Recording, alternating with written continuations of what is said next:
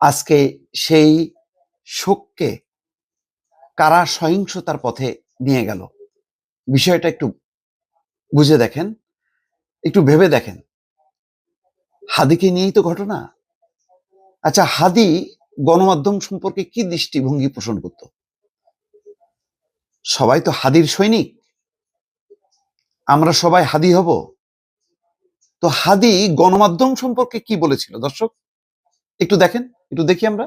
পত্রিকা যদি জামাতের সমর্থিত হয়, আপনি তো সেটা তো কোনো কথা না। বাংলাদেশের প্রত্যেকটা পত্রিকার একটা আইডিওলজি আছে, কিন্তু এর মানে কি? এই যে প্রথম আলোর সামনে যারা দাঁড়িয়েছে, আমরা তাদের পক্ষে দাঁড়িয়েছি, আমরা বলি না। আপনি পারলে প্রথম আলোর বিকল্প আরো 10টা প্রথম আলো তৈরি করেন, তার অফিসের সামনে আপনার কাজটা কি? আমরা তো তখন সে কথা বলেছি। কিন্তু এই যে সবাই মববাজরা যারা মব ট্রেডিং করছেন, তারা সম্পাদক আবুল আসাদের রুমে ঢুকে একটা পত্রিকা অফিসে, সব থেকে বয়োজ্যেষ্ঠ সম্পাদক ছিলেন উনি বাংলাদেশের, দাড়ি ধরে টেনে মুক্তিযুদ্ধ মঞ্চের সন্ত্রাসীরা তাকে বের। দর্শক দেখলেন এখানে হাদির কণ্ঠ। কারণ প্রথম আলোকে টার্গেট করা হয়েছে গত 1 বছর ধরে, বিভিন্ন সময় গরু জবাই দিছে প্রথম আলো ভবন উড়াই দেওয়ার জন্য। কারা উস্কানি দিছে আমি সেটা বললাম না, আপনারা জানেন। কারা গরু জবাই করছে, অব্যাহতভাবে উত্তেজনা তৈরি করছে, তাদের বিরুদ্ধে কোনো অ্যাকশন নেওয়া হয়নি। আজকে অ্যাকশন না নিতে নিতে আজকে চূড়ান্তভাবে প্রথম আলো, ডেইলি স্টার পুড়িয়ে দেওয়া হলো এবং এটা বন্ধ হয়ে গেল। দুটি বাংলাদেশের প্রধান দুটি গণমাধ্যম আজকে অগ্নিকাণ্ডে ভস্মীভূত, পুড়ে গেল। সারা বিশ্বের মধ্যে বাংলাদেশের নাম এখন কলঙ্কিত অধ্যায়ের মধ্যে ঢুকে গেল। কয়দিন আগে ট্রাম্প দেখলেন না, কিছু দেশকে নিষিদ্ধ করছে। হয়তো আমরা সেই দিকেই উপনীত হচ্ছি। ইতিমধ্যেই বেশ কিছুদিন থেকে আস্তে আস্তে কিন্তু আমাদের ভিসার সংকুচিত করে ফেলছে সারা বিশ্ব। আপনি কোথাও যেতে পারবেন না এখন। ওই নেপাল, ভুটান বাদে আপনার যাওয়ার রাস্তা নেই। আর পাকিস্তান যদি দরজা খোলে, ভারত বন্ধ করে দিছে, আপনি থাইল্যান্ড 4 দিন না 5 দিনে যাওয়া যেত, সেটা এখন দেখেন 25 দিন 30 দিন লাগে। আর এই ঘটনার পর যে পরিস্থিতি হবে, অকল্পনীয় পরিস্থিতি। মবের কাছে হেরে গেল বাংলাদেশ, গণতন্ত্র হেরে গেল।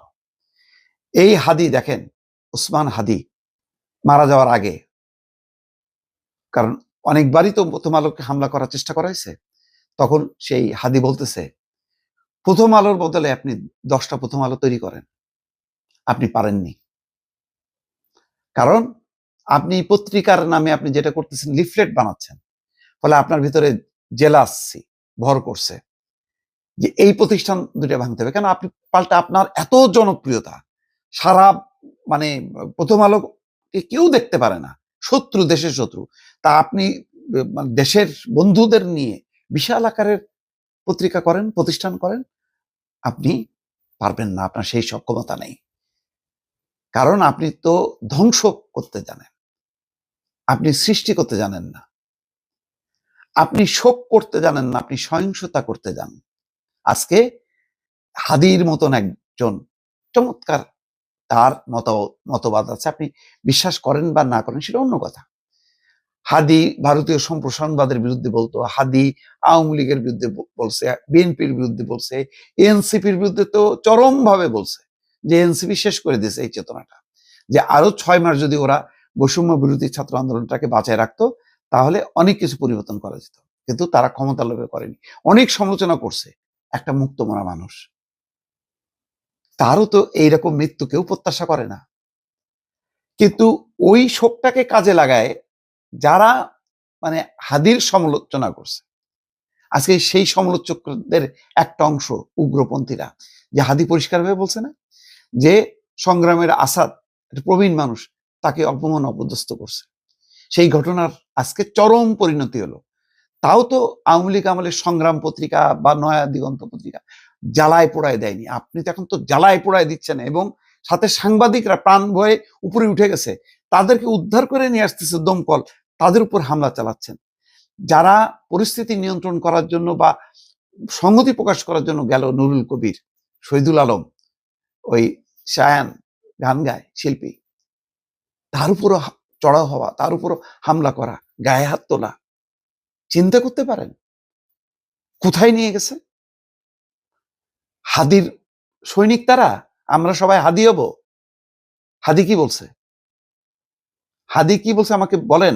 যারা আজকে প্রথম আলো ডেইলি স্টারের গায়ে হাত দিল, তারা গণতন্ত্রকে হত্যা করলো, গণমাধ্যমকে হত্যা করলো, একটা উগ্রপন্থার দিকে দেশকে ঠেলে দিল। এদের হাতে দেশ নিরাপদ?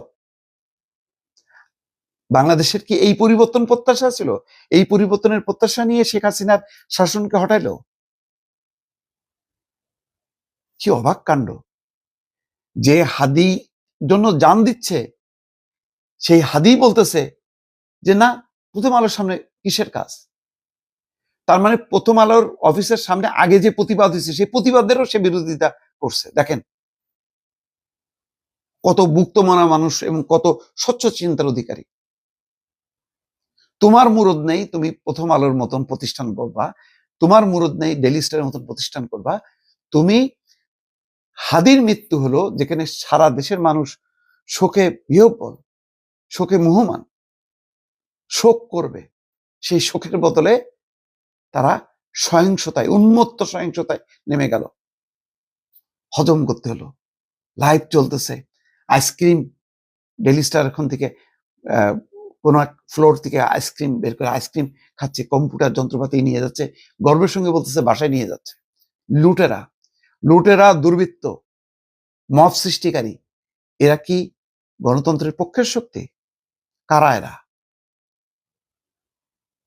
আজকে কি সমাজে বিশৃঙ্খলা, উত্তেজনা সৃষ্টি করার জন্য আনিস আলমগীরকে অ্যারেস্ট করে, মঞ্জুল আলম পান্নাকে অ্যারেস্ট করে, এখনো জেলে পুরে আছে আবু আলম মোহাম্মদ শহীদ খান।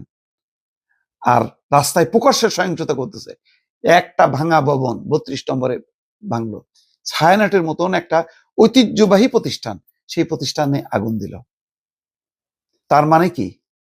তার মানে হচ্ছে উগ্রবাদীরা, এই মৌল উগ্রবাদীরা এখন বাংলাদেশকে আফগানিস্তানের দিকে নিয়ে যেতে চায়, ঠেলে দিতে চাচ্ছে। তারই বহিঃপ্রকাশ, তারই নমুনা।